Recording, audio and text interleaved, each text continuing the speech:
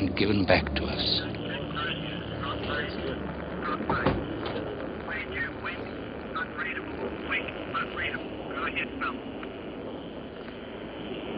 Yeah, good evening, Ross.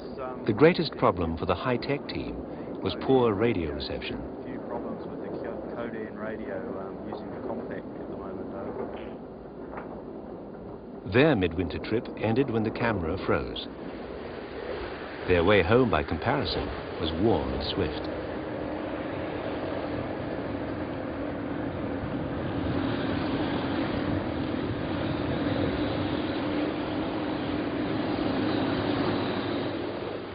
The horrors of that return journey are blurred to my memory, and I know that they were blurred to my body at the time.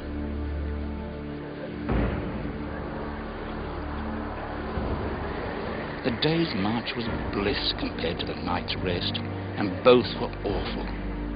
We were about as bad as men can be and do good traveling, but I never heard a word of complaint. Another storm could have stopped them forever, but with settled weather and one light sledge, they took just 7 days to reach their Cape Evans base. The Crozier party returned last night after enduring for 5 weeks the hardest conditions on record.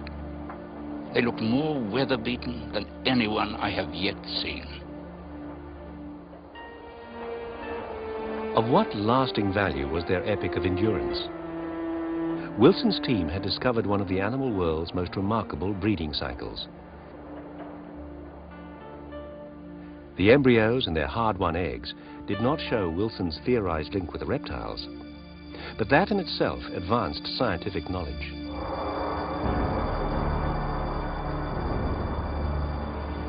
Thus ended the worst journey in the world.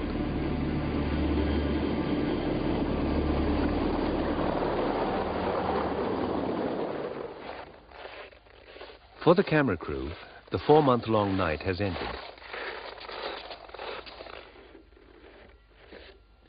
Striding down in the new sunlight, they're elated. With modern equipment, planning, and strong support, they can return yet again where Wilson and his men dared venture only once.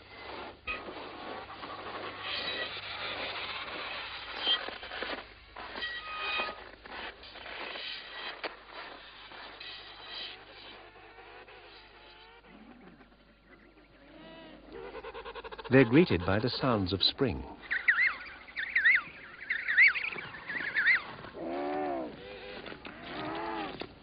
It's August, and half of the males have moved away from the huddle as their chicks hatch.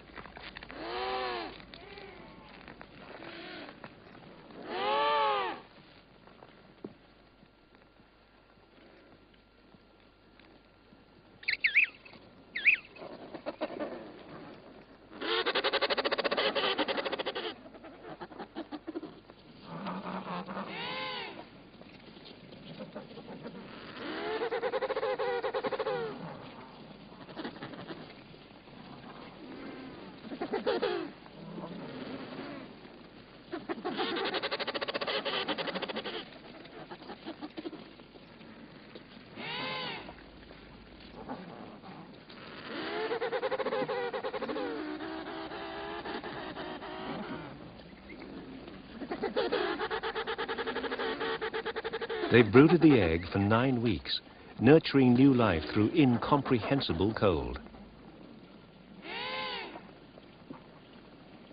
August is actually the coldest month, with temperatures as low as -50 degrees Celsius. If new chicks are abandoned, they'll freeze within 2 minutes. Mortality seems low this season. Most of the 400 eggs do hatch.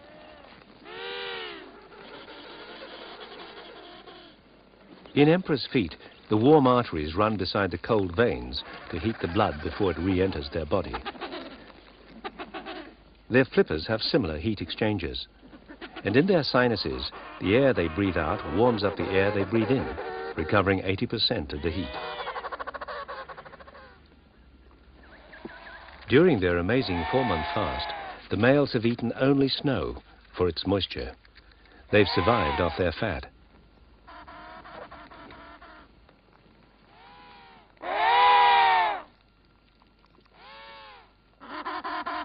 Although he has an empty stomach, each father now manages to feed his chick an oily secretion from his crop.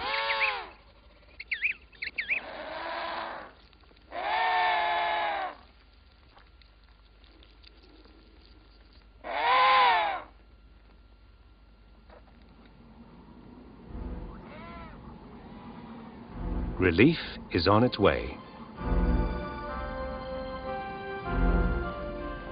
Females, sleek with fat and full of food, are returning from their long fishing trip.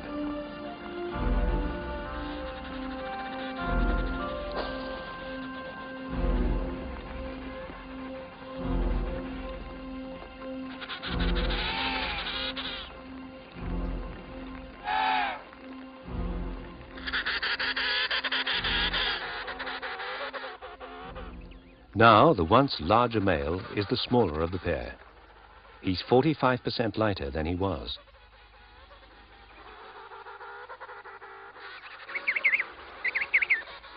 The moment of greeting. She left an egg, she returns to a chick.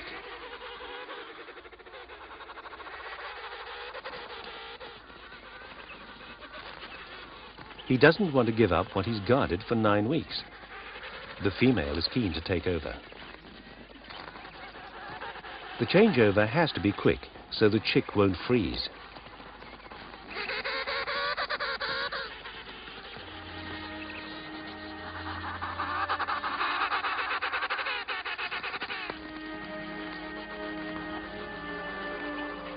The bond is so strong, the male won't leave for a day or two. But he has to go and feed, and sometimes go a long way.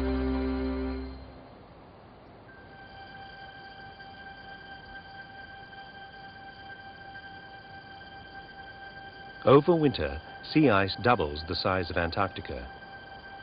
Hungry males often have to trek hundreds of kilometers. But this year, the sea ice has cracked open nearby.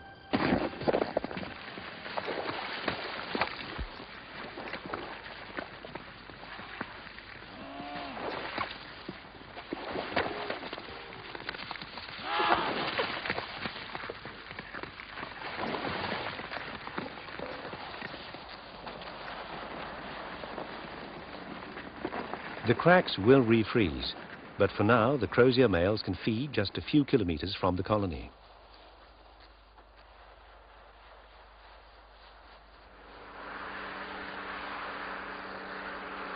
Another month, another visit.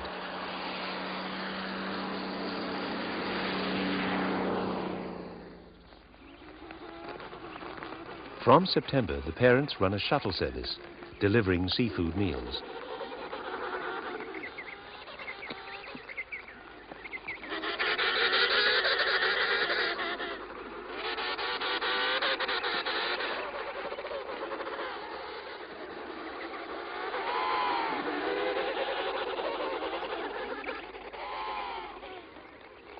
The fast-growing chicks are still brooded and fed under cover and taken for walks.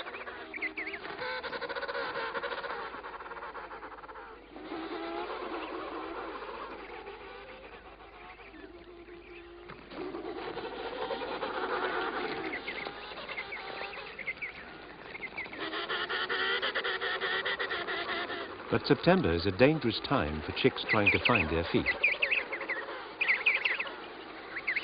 They can be harassed by would-be foster parents.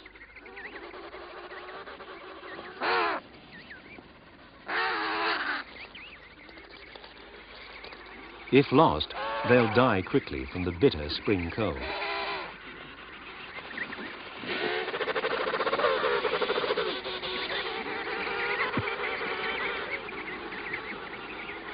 Luckily, this is a quiet area of the colony. The chick and parent are reunited.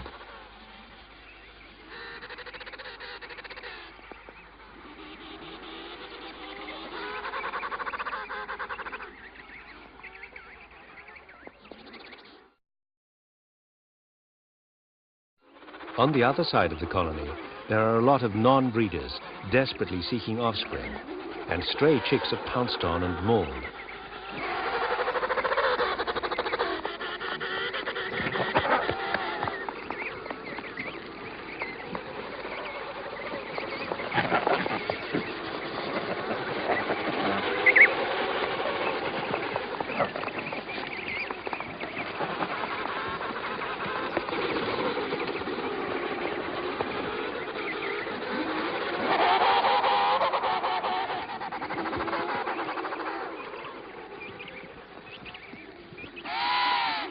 Kidnapped chicks are most often lost, killed by an overwhelming mother instinct.